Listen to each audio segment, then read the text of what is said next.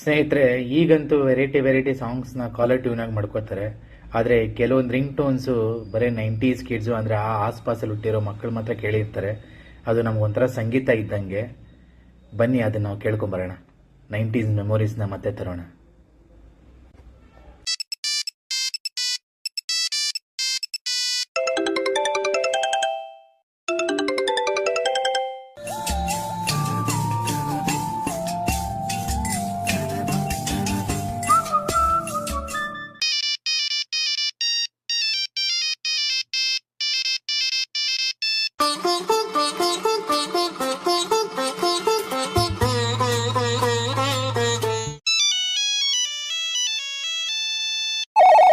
Hello, Moto.